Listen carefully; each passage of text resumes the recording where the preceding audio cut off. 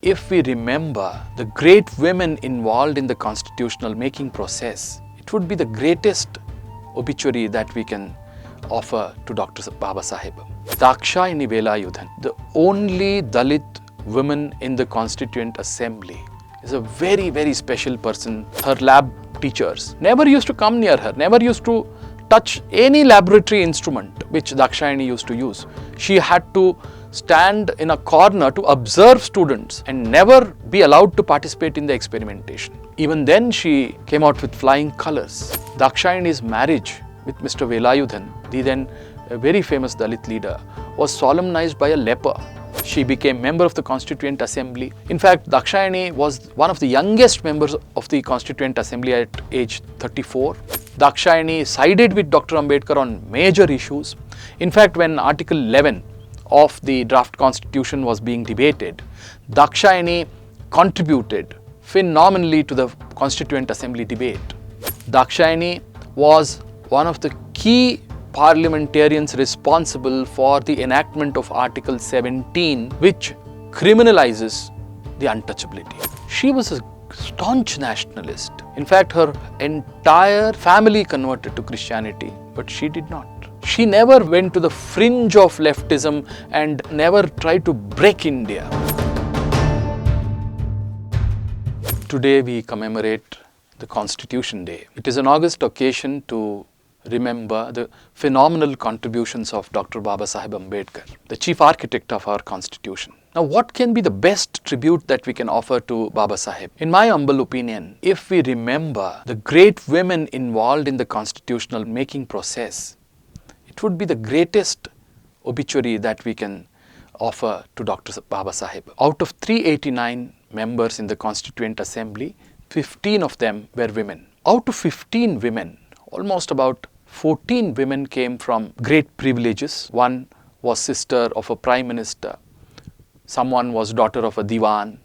Someone was a poetess. So we had huge variety, but all of them came from privileges. But one woman, Dakshayani Velayudhan, the only Dalit woman in the Constituent Assembly, is a very, very special person. There is no documentation in the organized history of our country. Now, Dakshayani Velayudhan had a very struggling childhood.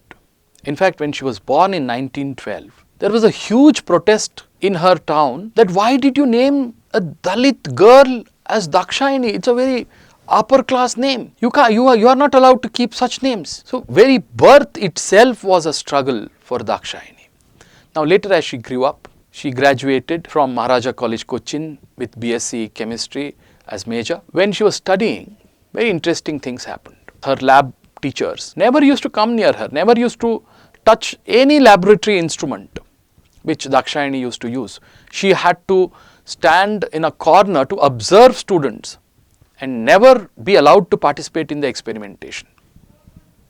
Even then she came out with flying colors in BSc. In fact, when she was studying final year, a group of students approached her and said she must contribute to some cause. What cause? The cause to eradicate untouchability. She had a hearty laughter. She said, you want to eradicate untouchability by taking contributions from the so-called untouchables. In fact, untouchability is a stigma on the so-called upper castes. It is their problem. It is a disease with which the upper castes are infected with. They must come out of their disease. They must cure that disease for themselves by expending money, expending resources. But instead you are collecting money from an so-called untouchable. So this was the travesty. This was the travesty with which she grew up. In fact, you would recall, Swami Vivekananda called Kerala as a mental asylum. So it was a huge lunacy that was gripped during those times. When she completed BSc, she was offered a teacher's job. When she went to a small village by taking up the job, she had no domestic help. Nobody was ready to come and offer domestic help to her. Nobody was even ready to offer food, nothing. She was completely isolated. But fortunately, one young girl of scheduled caste community came to her and offered her help. She was her domestic help for some time. But both of them were not allowed to draw water from the well. And what to do now? The only option was to call Dakshayani's mother to stay with them, and she was allowed to draw water. Very interesting. How come? Dakshayani's mother had converted to Christianity. Now, if you have converted to Christianity, you are allowed to draw water from the well. If not, no water. Now, if this is not lunacy, then what else could be? These are the grueling experiences with which Dakshayani grew up. Now, later, when Dakshayani was interested in entering public life, something very interesting happened. She went to a cabinet minister in Kerala. It was a partially responsible government constituted by the British, and the minister was very reluctant even to allow Dakshayani into the cabin. But with great difficulty, she approached the minister and said, I am interested in contesting for the Legislative Council, who in turn will be delegated to the Constituent Assemblies. The minister was totally resistant. He said, there are two reasons. One, you are too young, you are a teacher, you have to resign your job, I can't offer you the seat. And later, after 1 or 2 years, Dakshayani got married and her husband became member of parliament, and that is when she could afford to resign from her job, and then she could go to the council and in turn to the Constituent Assembly. Mahatma Gandhi and Kasturba attended her marriage. In fact, Dakshayani's marriage with Mr. Velayudhan, the then very famous Dalit leader, was solemnized by a leper.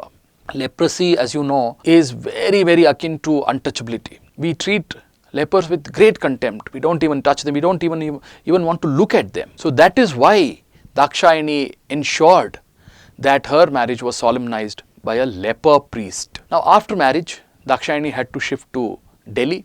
She became member of the Constituent Assembly. In fact, Dakshayani was one of the youngest members of the Constituent Assembly at age 34. She was a Gandhian but had huge respect for Dr. Ambedkar. Dakshayani sided with Dr. Ambedkar on major issues. In fact, when Article 11 of the draft constitution was being debated, Dakshayani contributed phenomenally to the Constituent Assembly debate. In fact, the speaker then halted by saying, no, you can't speak for so long, but I am allowing you just because you are a lady, young lady. So she took advantage of that small concession given and spoke very, very clearly, very lucidly on the constitutional rights of women and the scheduled caste. Dakshayani was one of the key parliamentarians responsible for the enactment of Article 17, which criminalizes the untouchability. In fact, ours perhaps is the only constitution which is a quasi-criminal code containing a penal provision which makes untouchability a punishable offence. Normally, the constitutions don't contain penal provisions. It is only in penal codes or special statutes which deal about the penal offences. So, Dakshayani Velayudhan was responsible for such a phenomenal inclusion of Article 17 in our constitution. Later, when we gained independence, many of the Constituent Assembly members went on to become cabinet ministers. They enjoyed all privileges. But Dakshayani went to the slums. She went to the untouchables. She was working with the sweepers of Munirka, the scavengers of Munirka and Eastern Delhi, and dedicated herself to the cause of the seva of untouchables. This is something phenomenal. Unfortunately, our history is replete with examples with people of privilege, people who enjoyed social status, people who utilized power to their advantage, who wielded power to their advantage. But Dakshayani was a glaring exception. And one more important thing, she was not a rabid feminist or a acidic person who used these societal realities to divide the nation. No, she never used the fault lines to divide the nation or create a rift between our brethren. She always advocated for fraternity. She always used her knowledge and acumen for nation building. She was a staunch nationalist. In fact, her entire family converted to Christianity, but she did not. She never went to the fringe of leftism and never tried to break India. The fraternity was so much embedded in her. She was a great example of constitutional values that Ambedkar and other constituent members drafted along with her. But today, let us bow down to the memory of Dakshayani Velayudhan, one of the greatest constitutional heroes, national heroes that we have ever had in India, Bharat. Dhanyavad.